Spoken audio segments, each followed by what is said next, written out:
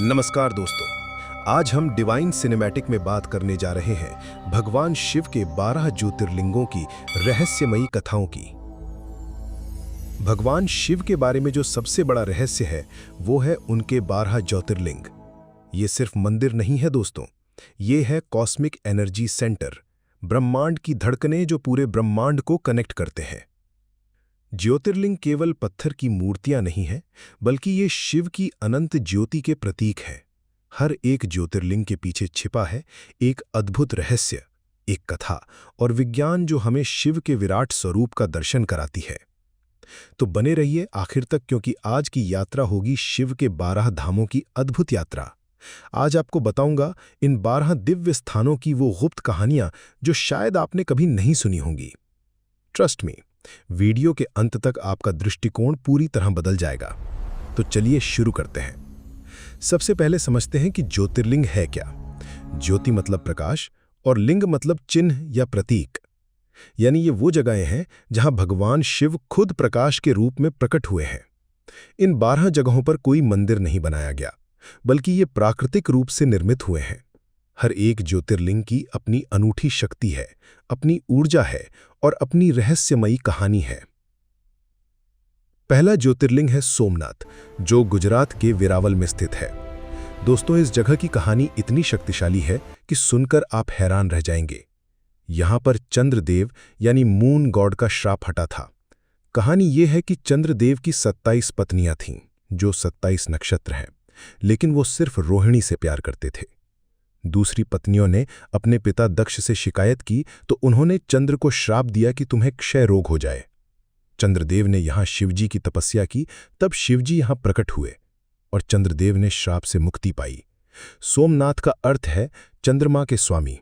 लेकिन यहां का सबसे रहस्यमयी तथ्य यह है कि सोमनाथ मंदिर का शिखर सीधे साउथ पोल को पॉइंट करता है और बीच में कोई भी भूमि नहीं है। वैज्ञानिक आज भी इस वास्तुकला के चमत्कार को समझ नहीं पा रहे। महमूद गजनी ने इस मंदिर पर 17 बार हमला किया था, क्योंकि इसकी संपत्ति किंवदंती थी, लेकिन हर बार ये दोबारा निर्मित हुआ। शिव भक्तों ने इसे पुनः खड़ा किया। यह हमें सिखाता है कि शिव की शक्ति को कोई मिटा नहीं सकता। दूसरा है मल्लिकार्जुन, जो आंध्र प्रदेश के श्रीशैलम में कृष्णा नदी के किनारे स्थित है। ये बहुत ही विशेष ज्योतिर्लिंग है, क्योंकि यहाँ शिव पार्वती दोनों साथ में निवास करते हैं। यहाँ का रहस्य ये है कि मंदिर में प्राकृतिक गूंज प्रभाव है। जब आप मंत्र बोलते हैं तो वो 7 गुना होकर वापस आता है। ध्वनि की इतनी परफेक्ट है कि इंजीनियर आज भी इसका अध्ययन कर रहे हैं। यहाँ की कथा बड़ी भावुक है। कहते हैं कि शिव और पार्वती जी ने अपने पुत्र कार्तिकेय और गणेश जी का विवाह तय करना चाहा। जब कार्तिकेय और गणेश जी में प्रतियोगिता हुई कि कौन पहले पूरे ब्रह्मांड की परिक्रमा करेगा, गणेश जी ने बुद्धिमानी से 7 बार माता पार्वती और पिता भगवान शिव की परिक्रमा की। इसके परिणाम स्वरूप उन्हें पृथ्वी की परिक्रमा से प्राप्त होने वाले फल के अधिकारी घोषित किया गया, तो उनका विवाह पहले हो गया। लेकिन कार्तिकेय जी को लगा कि अन्याय हुआ है। कार्तिकेय जी रुष्ट होकर इस पर्वत पर चले आए। शिव पार्वती दोनों परेशान हो गए कि उनके पुत्रों में लड़ाई हो रही है। तब भगवान शिव एवं माता पार्वती ज्योतिर्मय स्वरूप धारण करके वहां प्रतिष्ठित हो गए, ताकि दोनों पुत्रों को समान प्रेम मिल सके।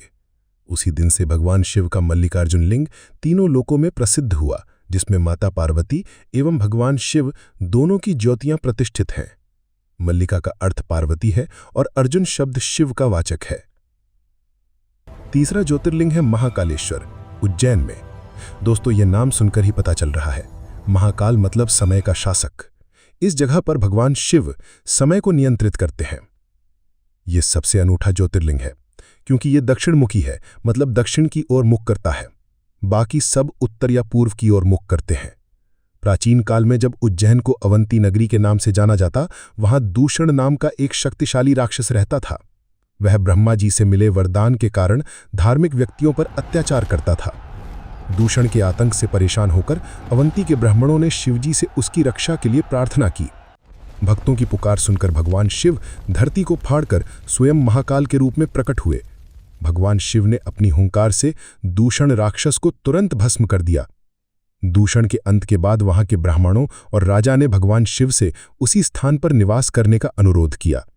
भक्तों की प्रार्थनाओं से प्रसन्न होकर भगवान शिव ने उसी स्थान पर महाकालेश्वर के रूप में ज्योतिर्लिंग के रूप में विराजमान होने का संकल्प लिया। इस प्रकार महाकालेश्वर ज्योतिर्लिंग की स्थापना हुई। कॉस्मिक कनेक्शन ये है कि प्राचीन भारतीय खगोल विज्ञान में उज्जैन 0 डिग्री देशांतर था। आधुनिक ग्रीनविच से पहले पूरी दुनिया की गणनाएं उज्जैन से होती थीं। यहां प्रतिदिन भस्म आरती होती है सुबह 4 बजे, जो अत्यंत शक्तिशाली मानी जाती है। चौथा है ओमकारेश्वर, जो मध्य प्रदेश में नर्मदा नदी के एक द्वीप पर स्थित है। दोस्तों, इस द्वीप का आकार प्राकृतिक रूप से ओम के जैसा है।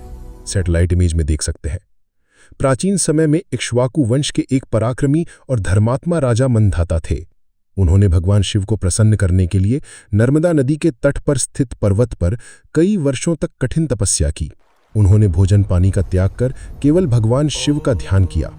राजा मंधाता की गहन भक्ति से स्वयं भगवान शिव उनके सामने प्रकट हुए। राजा ने उनसे प्रार्थना की कि वे इस स्थान को इतना पवित्र बनाएं कि यहां आने वाले हर श्रद्धालु की मनोकामना पूरी हो जाए। भगवान शिव राजा मंधाता की भक्ति से बहुत प्रसन्न हुए।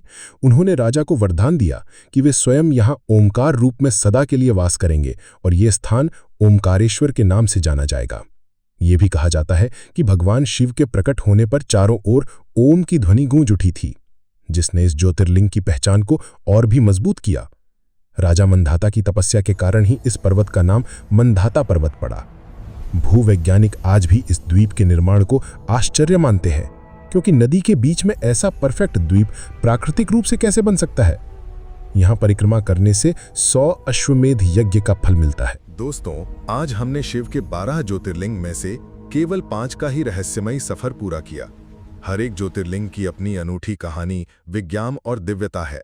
अगली वीडियो में हम बाकी के 7 ज्योतिर्लिंगों की अद्भुत कहानियों और छुपे रहस्यों की खोज करेंगे। तो जुड़े रहिए डिवाइन सिनेमैटिक के साथ। हर हर महादेव।